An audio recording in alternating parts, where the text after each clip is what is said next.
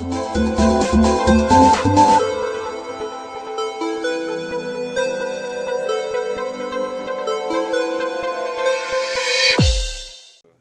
Malik. Je commencerai d'abord par vous remercier d'avoir répondu à notre invitation. Parce qu'il arrive dans la marche d'un pays, quand les choses sont sérieuses, nous nous posons la question comme Lénine qui disait que faire. Nous allons essayer d'apporter une réponse. C'est d'aborder ce qui est de l'intérêt général. Parce que vous savez que devant cet ennemi qui est invisible, notre économie est en détresse. Nous avons perdu des vies humaines et nous en perdrons. Je pense que donc il est de la responsabilité de tout un chacun.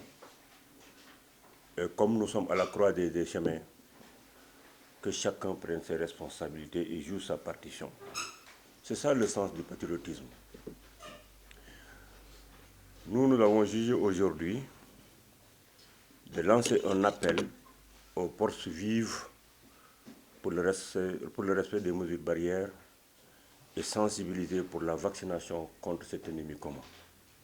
Ce n'est pas évident dans ce contexte marqué par la propagation de la Covid-19, mais nous ne pouvons, tout en respectant les mesures édictées, féliciter le président de la République et son gouvernement et le corps médical, les forces de défense et de sécurité pour la bonne gestion de la Covid et par ricochet pour la réception de 200 000 doses de vaccins, le vaccin qui constitue un premier jet pour une vaccination effective de la population sénégalaise. Nous pensons que l'opinion aujourd'hui doit être édifiée pour que nous puissions faire face à cet ennemi commun. La communauté religieuse qui voit ses mots d'ordre repris doit aujourd'hui lancer des appels à la sensibilisation, à la mobilisation. Les guides religieux de ce pays, qui sont aujourd'hui cris par certains de nos compatriotes ici et dans l'au-delà, doivent aujourd'hui, après leur prière, après leurs gestes, donner des mots d'ordre, parce que nous savons que ces mots d'ordre sont le plus souvent repris pour que nous puissions faire une vaccination massive.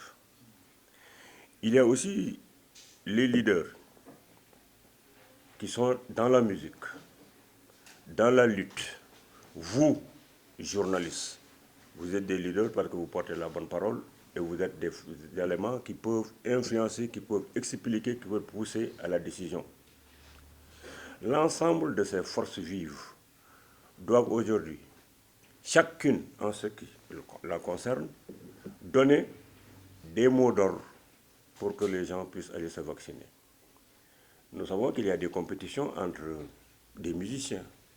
On parle des fois de Pape Diouf, de Youssou N'Dour, de Thione Seck, on parle des rappeurs. Je voudrais que cette compétition-là se manifeste par le nombre de tickets de vaccination que chaque fan de ce club va apporter à son leader. Et je voudrais aussi que les partis politiques qui avaient décidé, dans le cadre du parrainage, nous de l'Alliance pour la paix et le développement, nous disons, nous avons apporté au président Macky Sall 40 000 parrains. D'autres disent, nous avons 45 000 parrains, d'autres 30 000 parrains. Transformons cette compétition en nombre de bulletins de vaccination.